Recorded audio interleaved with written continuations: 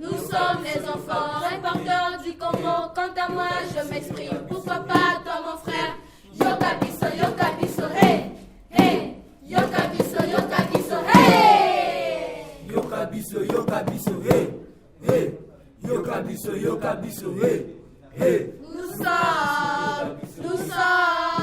Nous sommes les enfants porteurs du Congo. Quant à moi, je m'exprime. Pourquoi pas toi, mon frère? Yoka biso, hey, hey. Yoka biso, hey. Yoka biso, hey, hey. Yoka biso, hey, hey. Nous sommes les enfants. La voix de l'enfant. La voix de l'enfant. Pour un Congo digne des enfants.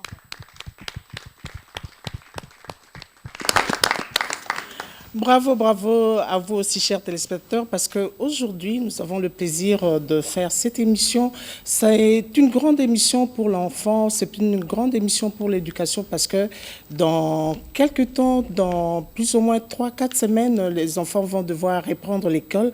Mais avant qu'on ait reprenne l'école, il y a toujours quelque chose, il y a beaucoup de choses qu'on doit faire pour préparer la rentrée scolaire. Eh bien, aujourd'hui, dans cette émission, nous aurons à parler de l'éducation. Nous allons parler de la rentrée scolaire, c'est ça le thème de notre émission d'aujourd'hui.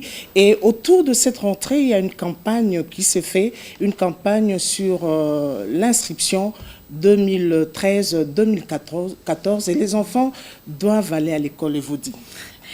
Oui, normalement, les enfants doivent aller à l'école. C'est pourquoi aujourd'hui, les enfants ont l'honneur de recevoir sur ce plateau son Excellence, Monsieur le ministre de l'Enseignement primaire, secondaire et professionnel, Maker Mwango, et la représentante adjointe de l'UNICEF, Madame Sylvie Foué, et aussi Monsieur Télésphore Mbombo, qui représente les parents sur ce plateau.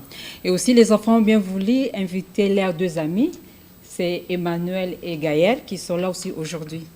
Voilà, les enfants reporters reçoivent aujourd'hui leur ami pour cette émission. Et vous savez que la rentrée scolaire, c'est quelque chose de grand, c'est quelque chose d'attendu, c'est quelque chose de beau pour l'avenir de l'enfant. Et on se dit, tous les enfants doivent aller à l'école, tous les enfants doivent être inscrits.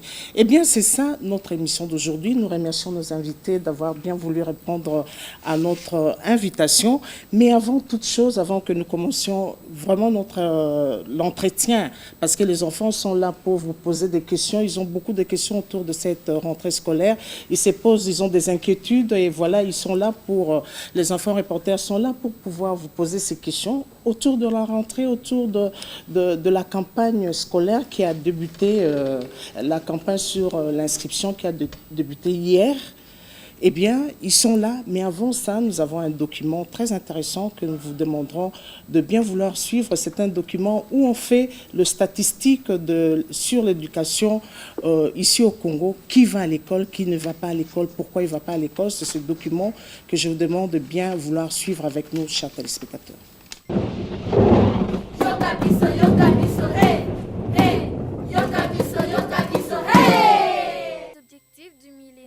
Pour le développement, tous les enfants devraient fréquenter l'école d'ici 2015. La RDC s'est aussi fixé le même objectif. Tous les enfants de 6 à 11 ans doivent fréquenter l'école. Depuis, des efforts ont été fournis et le nombre d'enfants en dehors de l'école est régulièrement en baisse. Néanmoins, une proportion importante des enfants est encore en dehors de l'école. Qui sont-ils?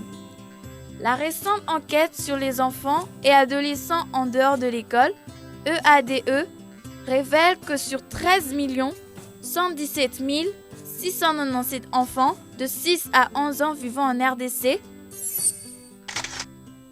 26,8% sont en dehors de l'école. 84% des enfants en dehors de l'école n'ont jamais fréquenté l'école et 16% d'entre eux ont abandonné l'école à un certain niveau. 50,1% d'entre eux sont des filles. 64,3% d'entre eux sont issus des ménages très pauvres. 65,3% d'entre eux proviennent des familles dont les responsables sont sans instruction. Ils sont de toutes les catégories. Enfants orphelins ou abandonnés, enfants travailleurs, enfants vivant avec handicap, enfants soldats, filles mères. Où sont-ils? Beaucoup plus en milieu rural et plus précisément dans les provinces minières ainsi que les provinces à conflits répétitifs. Pourquoi ne fréquentent-ils pas l'école? Les causes liées au ménage. Pauvreté, distance de l'école primaire, bas niveau d'instruction du tuteur, lien de parenté, le statut d'orphelin, le sexe de l'enfant, la religion du tuteur, le sexe du tuteur. Les causes liées aux écoles. Distance de l'école, irrégularité ou manque de salaire des enseignants, manque d'enseignants qualifiés, coût élevé des études. Les causes liées au gouvernement. Faible part du budget alloué à l'éducation, partialité de la gratuité du primaire, faible recyclage du personnel de l'éducation.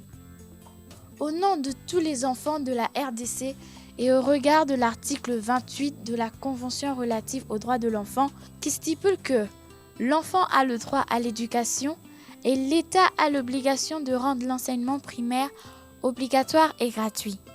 Nous, enfants reporters, sollicitons la gratuité et le maintien des filles à l'école, la disponibilisation des frais de fonctionnement des différents bureaux de coordination des écoles, la réduction des distances par des nouvelles constructions d'écoles, la prise des mesures de protection sociale des enfants les plus vulnérables, les orphelins, les enfants de rue, les enfants confiés, les enfants vivant avec handicap, etc. L'augmentation des capacités économiques des ménages et l'éducation parentale. L'enseignement flexible, adapté et sensible aux besoins des enfants des groupes ethniques marginalisés et qui vivent dans les milieux difficiles d'accès. Nous estimons que c'est de cette façon que la RDC pourra atteindre les objectifs fixés et de ce fait garantir la fréquentation scolaire de tous les enfants de 6 à 11 ans. L'avenir du pays, c'est les enfants éduqués d'aujourd'hui. Nous comptons sur vous pour que ce rêve devienne réalité. Je vous remercie.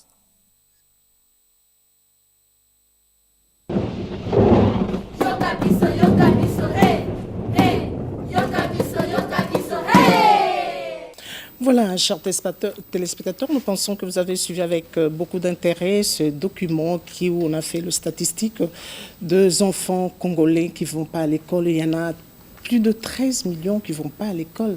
Et ça fait vraiment un problème. C'est pourquoi les enfants reporters sont là. Et ils ont beaucoup de questions à poser. Et c'est une grâce, c'est bien arrivé pour eux que Monsieur le ministre soit là. Et avant que les enfants ne puissent vous poser à vous, Monsieur le ministre, et à Madame la représentante de l'UNICEF, et à vous, Monsieur Télésphore Mbombo, vous qui représentez les parents ici sur le plateau, nous allons vous demander de bien vouloir nous donner votre réaction par rapport à ces documents. Nous commençons avec vous, Monsieur le ministre. Oui, merci beaucoup, Madame. Encore une fois, je tiens à vous remercier pour cette invitation.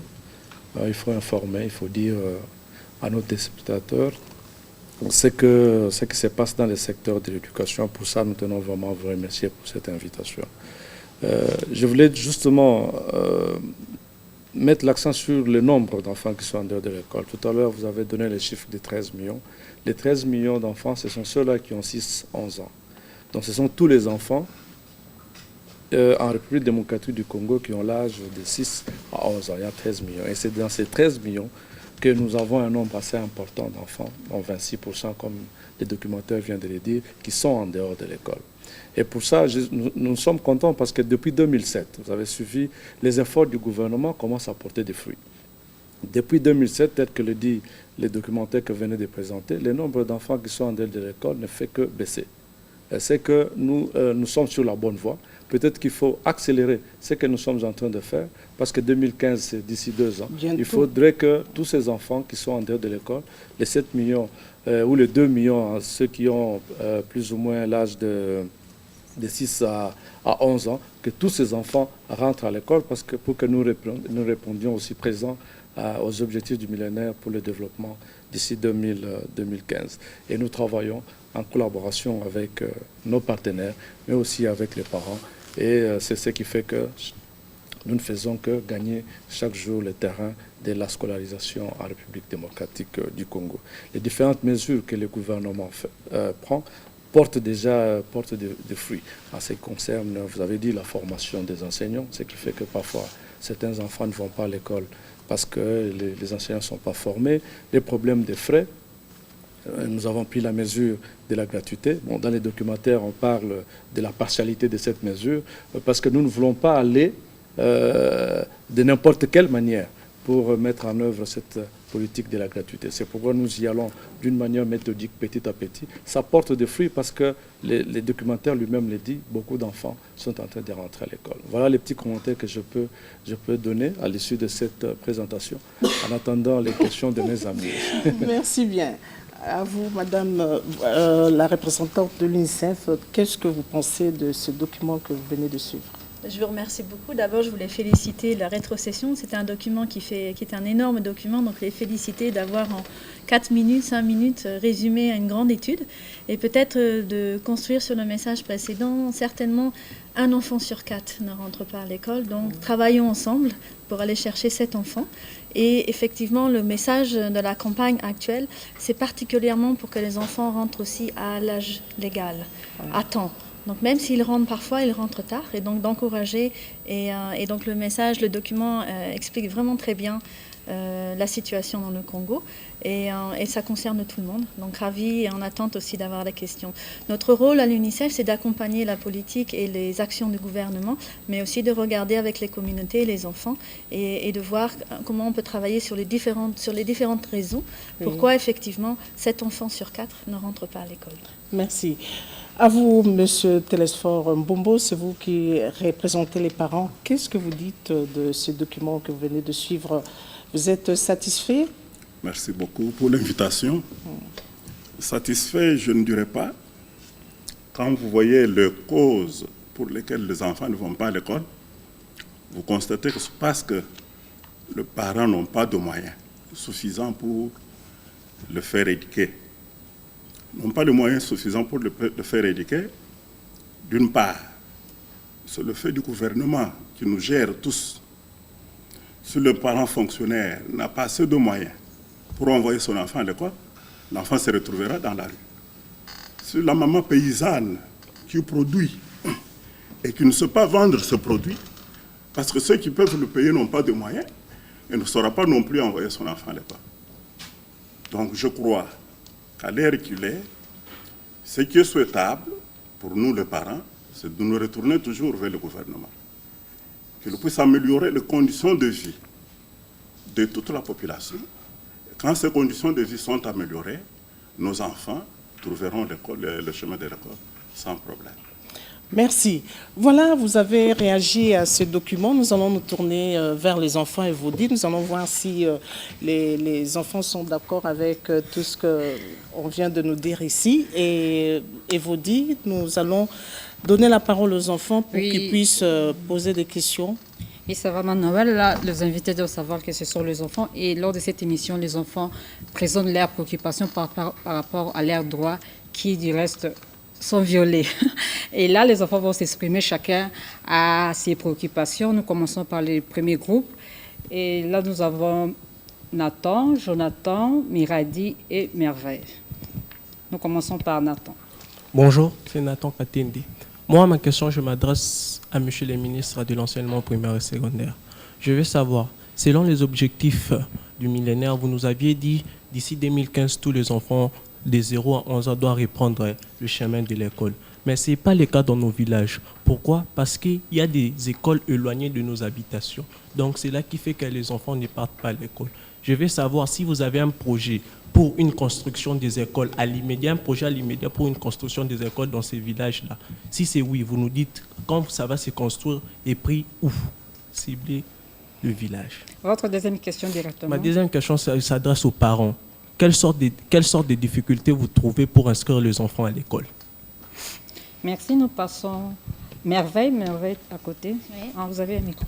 Oui, c'est Merveille Toumba-Enfant, reporter. Ma première question s'adresse à l'UNICEF. Je voudrais savoir, pour l'inscription 2013-2014, quel est l'apport de l'UNICEF en faveur de l'éducation des enfants congolais afin de réduire le taux des enfants non scolarisés et d'atteindre les objectifs millénaires? Ma deuxième question, Monsieur le ministre, je voudrais savoir, la campagne qui a débuté le 7 août en ce qui concerne l'inscription scolaire, vous avez mentionné qu'il doit y avoir 2 millions d'enfants de 6 à 11 ans inscrits à l'école pour cette année 2014. Et avez-vous tenu compte des frais qui sont exigés dans nos écoles, tels que frais d'inscription, de confirmation, et c'est là qui sont généralement très élevés et ça handicape les parents d'envoyer des enfants à l'école. Miradi. Bonjour, je m'appelle Miradi Zumbu, je suis enfant reporter. Ma première question est celle-ci. Beaucoup des écoles, nous avons vu aujourd'hui qu'elles sont devenues des business et des lieux de commerce. Donc ma question maintenant est celle-ci. Comme ce sont des lieux de business, c'est ce qui empêche aussi que des parents envoient leurs enfants à l'école. Pourquoi? Parce que leurs fournitures scolaires sont trop chères, ils demandent plus d'argent que les enseignements. Donc ma question est celle-ci. Qu'est-ce que vous en pensez de ces problèmes? Moi, c'est Jonathan Gondé. J'ai des questions. Elles s'adressent à son Excellence, Monsieur le ministre de l'EPSP. La première, l'éducation constitue un droit fondamental. Il est indispensable pour le développement d'un enfant. Au Nord Kivu, 258 écoles ont été pillées et brûlées. C'est une situation qui met en péril pour la rentrée scolaire d'environ 60 000 enfants. J'aimerais savoir quelles sont les mesures ou les précautions prises pour que ces enfants puissent étudier dans des conditions requises pendant cette année. La deuxième, conformément aux articles suivants. 28 de la Convention relative aux droits de l'enfant et 43 de la Constitution de la RDC actuelle, l'école primaire doit être gratuite sur toute l'étendue du territoire congolais. Nous avons remarqué que la décision que vous avez prise, parmi les provinces qui ont ces programmes actuels, en tout cas, la décision n'est pas vraiment effective dans plusieurs écoles, parce qu'il y a d'autres parents qui réclament que les ministres avaient lancé l'éducation primaire doit être gratuite. Mais les parents disent qu'on est en train de nous demander encore des frais à payer. Là, c'est le premier. Le deuxième, et j'aimerais savoir pourquoi la mise en œuvre de cette décision n'est pas dans l'ensemble des provinces. Donc, elle n'est pas. Donc, là, je dirais, il y a Kinshasa et Lubumbashi qui en manquent encore. Merci. Merci, Jonathan. Miradi, ta question? Tu as trouvé la deuxième question. Excusez-moi parce que j'avais oublié. Ma deuxième question est celle-ci. Vous nous avez dit à la télévision que d'ici 2015, 1000 écoles nous seront construites. Ma question est celle-ci. Combien d'écoles sont déjà battues pour le moment et est-ce que avez-vous déjà trouvé les professeurs bien qualifiés qui vont enseigner les élèves dans ces écoles-là? Merci, voilà, ce sont là les questions. Ce sont là les questions des enfants. Et là, Noël, je pense que vous pouvez donner la parole aux invités pour que chacun puisse réagir. Oui, monsieur le ministre. Et encore une fois, merci beaucoup. Bravo à nos enfants. Il y a beaucoup de gens qui se demandent si vraiment il y a une bonne formation, mais là, c'est une illustration, c'est une image que les enfants ont quand même une formation quelconque qui leur permet de s'exprimer. C'est vraiment une très bonne chose. J'aimerais d'abord, avant de répondre à votre question, m'adresser aux parents. Je crois que nous sommes là, le problème de l'éducation nous concerne tous. On ne peut pas dire qu'on n'envoie pas son enfant à l'école parce que le gouvernement fait telle chose. Non. Le gouvernement a ses responsabilités, les parents ont leurs responsabilités aussi. Donc, nous devons tous travailler ensemble pour que tous les enfants aillent à l'école. Le documentaire qui vient d'être présenté a donné les responsabilités du gouvernement, en a donné aussi pour les parents. Il faudrait qu'en tant que parents, qu'on voit dans quelle mesure on peut aider les autres parents à amener leurs enfants à l'école et ne pas seulement être fixé sur le problème du gouvernement. les documentaires a prouvé que le nombre d'enfants qui vont à l'école, qui ne vont pas à l'école, ne fait que diminuer. C'est qu'il y a beaucoup d'efforts que le gouvernement fait et il y a lieu de mettre l'accent quand même là-dessus. Je reviens à la question qui vient d'être posée par notre ami Nathan. C'est vrai, le gouvernement vient de mettre à la disposition du ministère de l'EPSP 100 milliards de francs congolais pour construire les écoles. Et on a démarré. On a démarré la construction à travers toute la République, un peu partout. En tout cas, les chantiers sont lancés. Nous espérons que d'ici, avant la rentrée, d'ici 2-3 semaines, on pourra quand même recevoir un nombre, une centaine ou même plus d'écoles possibles, si c'est possible. En tout cas, nous sommes derrière ceux qui construisent les écoles pour que vous puissiez quand même retrouver un cadre idéal. Ça, c'est quelque chose d'assez important. En ce qui concerne la distance, c'est vrai, c'est un problème réel. Les problèmes que nous avons aussi dans les milieux ruraux, c'est que nous avons beaucoup de villages éparpillés.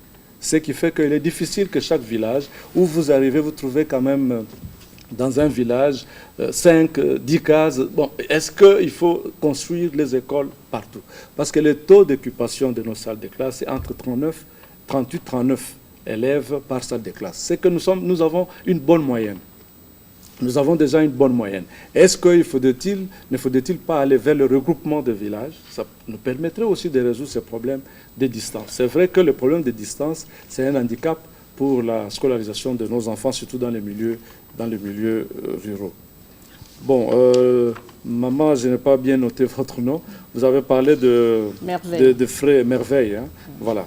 Merci pour les frais exigés qui sont très élevés. Nous donnons les normes. Demain, après-demain, nous allons avoir une réunion avec tous les ministres provinciaux.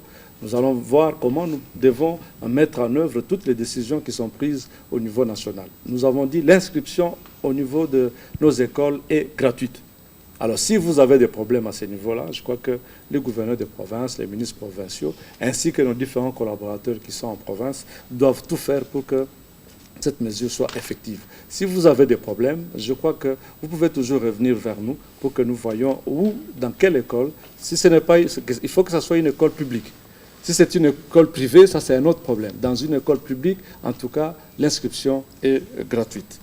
Notre ami Miradi, qui est revenu à 2 reprises, il a posé des problèmes de fourniture. C'est vrai que nous avons pris une décision cette année pour que on ne puisse pas vendre les fournitures scolaires dans les écoles et que le parent soit libre de s'approvisionner où il veut. Et si l'école, pour faciliter la tâche aux parents, organise ou met à la disposition des parents un certain nombre de fournitures scolaires, ces fournitures scolaires doivent avoir le même prix, le prix du marché. Les prix qu'on retrouve sur le marché ne peuvent pas être à un prix exorbitant. Peut-être moins cher qu'au marché. C'est ça, mais elles ne peuvent pas être au-delà du prix du marché. C'est ça la décision que nous avons prise, mais laisser la liberté aux parents de s'approvisionner où ils veulent. Voilà, ça c'est une décision qui est prise et que vous pouvez examiner aussi. En ce qui concerne les 1000 écoles, elles sont construites, mais nous commençons par les écoles qui existent déjà. Ce ne sont pas des nouvelles écoles. Donc, c'est les écoles qui sont dans un état de délabrement très avancé ou qui n'existent pas. Les écoles en chaume et tout ça, c'est ce que nous remplaçons. Et donc là, l'école existe, les parents, les enseignants sont là. Mais en ce qui concerne les enseignants, nous avons pris une autre décision que nous sommes en train de poursuivre un peu partout, c'est la création des centres de formation de ces enseignants. Et je crois que nous voulons étendre ça à travers toute la République pour permettre aux enseignants de se recycler ainsi que leurs gestionnaires. Il faut que tout le monde aille à l'école parce qu'on a l'impression que quand on finit l'école, on ne peut pas apprendre. Nous tous, même moi, j'ai besoin d'apprendre. Chaque fois, il faut lire, il faut reprendre, il faut écouter. Je crois que ça nous permet aussi de nous améliorer. Notre ami Jonathan a posé 2 questions pour le Nord Kivu. En tout cas, merci de penser à tous nos enfants qui sont là. C'est vrai, c'est un problème réel. Ce que nous pouvons chercher, c'est d'abord que la paix revienne. C'est le plus grand problème. Il faut que la paix revienne pour permettre à ces enfants d'étudier dans de bonnes conditions. Ceci étant, si la paix ne revient pas, en tout cas, nous essayons de regrouper ces enfants là où le gouvernement peut assurer ces regroupements et nous faisons tout pour que, avec nos amis de l'UNICEF et autres, qu'on puisse encadrer ces enfants et qu'on puisse avoir des formations avec les enseignants qu'on retrouve aussi dans les coins qui se déplacent avec ces enfants. En ce qui concerne la mesure de la gratuité, c'est vrai, la gratuité, c'est une grande mesure. Hein. C'est une très grande mesure et grave. Si les parents ne payent pas, il faut trouver des ressources quelque part pour payer. Parce que ça a toujours un coût. C'est pourquoi nous nous sommes dit, nous ne voulons pas aller comme d'autres pays. Il y a des pays qui ont pris du jour au lendemain. Le président de la République prend la mesure d'avoir une gratuité intégrale. Nous nous sommes dit, le président de la République a pris une mesure graduelle pour qu'on arrive petit à petit avec nos moyens de bord, qu'on essaie de voir où est-ce que nous allons. C'est vrai qu'on peut dire aujourd'hui c'est une mesure qui n'est pas exécutée, mais nous voyons maintenant les résultats que nous avons. Et c'est du côté des résultats que nous sentons que non, la mesure est d'une manière ou d'une autre exécutée. Ça nous a permis d'avoir dans nos écoles beaucoup plus d'enfants, ce qui est une bonne chose. Kinshasa et Lubumbashi constituent des particularités.